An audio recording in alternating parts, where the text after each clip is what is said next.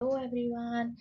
तो आज हम करने वाले हैं साइंस वन का पीरियोडिक क्लासिफिकेशन के चैप्टर के इम्पोर्टेंस क्वेश्चन, और जो कि 2023 में काम आएंगे आपके क्लास 10th के लिए। तो चलिए हम शुरुआत करते हैं। तो चलिए शुरू करते हैं डोब्रेना ट्राइड से। चलिए मुझे बताइए डोब्रेना ट्राइड क्या होता है।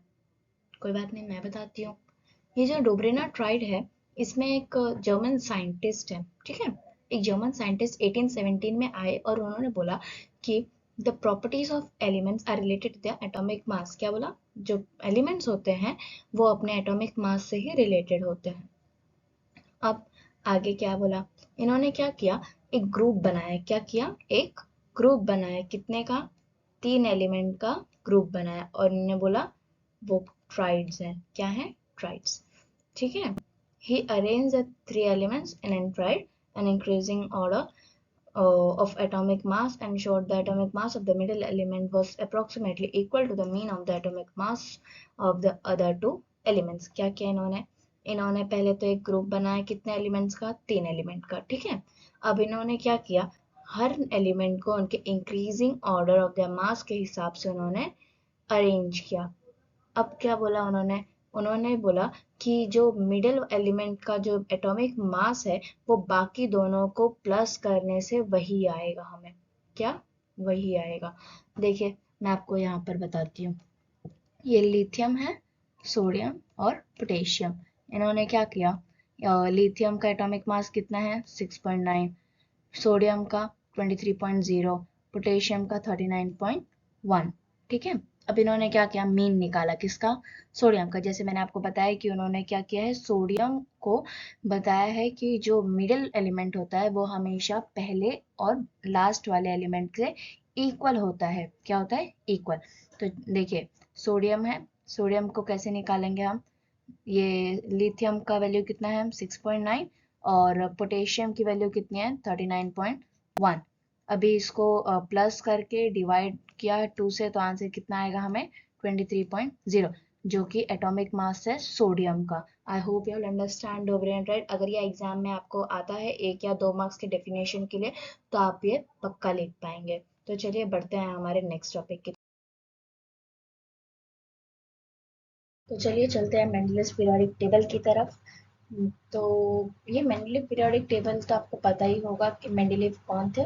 मेंडलीव एक साइंटिस्ट थे जिन्होंने ओरिजिनल पीरियोडिक टेबल की खोज की थी। किस कौन से ईयर में? 1869 में। ये चीज़ आपको शायद से फिल इन द ब्लैंक्स में पूछ सकते हैं। ओके, तो ये चीज़ थोड़ा आप ध्यान दीजिएगा। ओके ना, इन्होंने क्या किया था? element properties are a periodic function of the atomic weight। ये चीज़ें उन्होंने बताया था, जो कि आपको 1 मार्क्स के फिल इन द ब्लैंक्स या फिर 1 मार्क्स के डिफाइन में पूछ सकते हैं। ओके, तो ये मेरे ख्याल से आपको ये जो टॉपिक है एक बार अच्छे से रीड करके जाना चाहिए यहाँ तक पूरा, यहाँ से, सो दैट आप इस पॉइंट, इस जो टॉपिक में कोई भी पॉइंट मिस नहीं कर सकते हैं, और मार्क्स भी अच्छे मिल जाएंगे इस टॉपिक की वजह से। ओके, तो अब हम हमारे नेक्स्ट टॉपिक की तरफ चलते हैं, जो कि है merits of Mendeleev periodic table. जो merits and demerits of periodic table है ना, ये बहुत ज़्यादा मार्क्स गेनिंग पॉइंट है। अगर ये आप कर लेंगे तो आपके 2 या 3 मार्क्स कोई नहीं ले सकता। इसमें से आपको शायद 3-3 पॉइंट अगर आप कर लेंगे तो शायद ये आपको उसमें भी आ सकता है, डिस्टिंग्विश में। ओके, सो ये जो पॉइंट्स हैं ये सारे 3, ये 2 और ये थर्ड पॉइंट आपको अच्छा, ये 3 पॉइंट अगर आप कर लेंगे तो आपके मार्क्स कोई नहीं ले सकता। ओके, यहाँ पर ये मेरिट्स हो गए और ये आपके डीमेरिट्स हो गए, ठीक है। ये डीमेरिट्स भी ये 4 पॉइंट है वैसे तो, लेकिन आप इन्हें 3 पॉइंट्स में भी लिख सकते हैं। अगर इस डिस्टिंग्विश में आया तो आप 3 पॉइंट्स लिख के आ सकते हैं। Okay, I hope you understand this.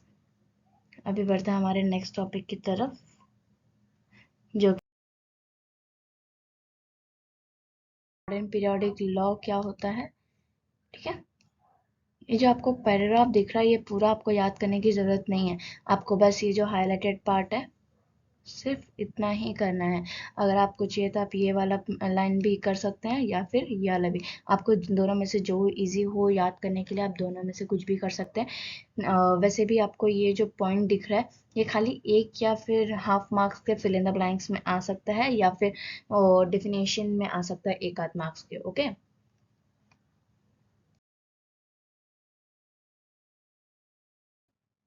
तो चलिए अब देखते हैं हम structure of the modern periodic table, जो कि एक बहुत ज़्यादा मार्क्स गेनिंग पॉइंट है, जो कि आपको एग्जाम में कम से कम 2 या फिर 3 मार्क्स के लिए कम से कम आ ही जाएगा। ओके, तो आपको ये पॉइंट एकदम अच्छी तरीके से करके लेना है। तो आपको ये पूरा का पूरा पैराग्राफ करने की ज़रूरत नहीं है। आई नो ये बहुत ज़्यादा बड़ा है तो बहुत मुश्किल होगी इसे याद करने में, बट फिर भी आपको ये जो हाइलाइटेड पार्ट है बस इतना अगर आप कर लेंगे तो भी आपका मार्क्स कहीं नहीं जाएगा। ओके, बस आप इतने हाइलाइटेड पार्ट्स कर लीजिए, जैसे मैंने आपको हाईलाइट करके दिया है that 7 horizontal rows are called as 1 to 7 periods. The 18 vertical columns in the table are known as groups 1 to 18 they are. उसके बाद से फिर 118 boxes are there which says that 118 elements are there. और जो हमारा मॉडर्न पीरियोडिक टेबल है उसमें 4 blocks होते हैं, S P D F blocks. उसके बाद से फिर एस ब्लॉक कितने से कहाँ तक ग्रुप में है, या फिर हमारा डी ग्रुप, या फिर जितने भी हमारे 4 ब्लॉक्स हैं ये सारे ये कहाँ से कहाँ तक होते हैं। ठीक है, ये सब चीज़ें आपको एक बार अच्छे से लर्न कर लेनी चाहिए। तो चलिए अब हम देखते हैं हमारा मॉडर्न पीरियोडिक टेबल। ये जो मॉडर्न पीरियोडिक टेबल है इसे आप देखते ही समझ जाएंगे सब कुछ। देखिए इसमें जो ये जो आपको पूरा का पूरा डायग्राम दिख रहा है ये आपके टेक्स्ट बुक में है। इसे एक बार आप खोलिए, देखिए यहाँ पर एस ब्लॉक दिख रहा है आपको, ये पी, ये डी और ये एफ। जैसे मैं आपको पहले बताया था पिछले आंसर में structure of modern periodic table में कि हमारे 4 ब्लॉक्स होते हैं, राइट। उसमें देखिए कितने पीरियड्स होते हैं, 1 2 3 4 5 6 7। ये आपके 7 पीरियड्स हो गए। Now this are your groups 1 2 3 4 5 6 7 8 9 10 11 12 13 14 15 16 17 18। ये आपके हो गए 18 ग्रुप्स। क्या हो गया, 18 ग्रुप्स। अभी इसमें आपको आप ये भी बता सकते हैं कि हम ये जो 7 और ये हॉरिजॉन्टल लाइंस हैं इन्हें हम पीरियड्स बोलते हैं, और ये जो वर्टिकल लाइन है इन्हें हम ग्रुप्स बोलते हैं। ठीक है, ये सारे पॉइंट्स अगर आप वहाँ पे लिखेंगे तो आपके मार्क्स हो जाएंगे आपके। ठीक है,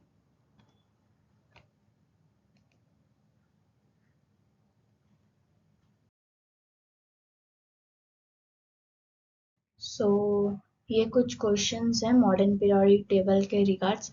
अगर आप इन्हें अच्छे से एक बार सॉल्व कर लेंगे तो आपका ये मॉडर्न पीरियोडिक टेबल का कॉन्सेप्ट बहुत अच्छे से सॉल्व हो जाएगा। ठीक है, तो चलिए हम देखते हैं हमारा नेक्स्ट टॉपिक।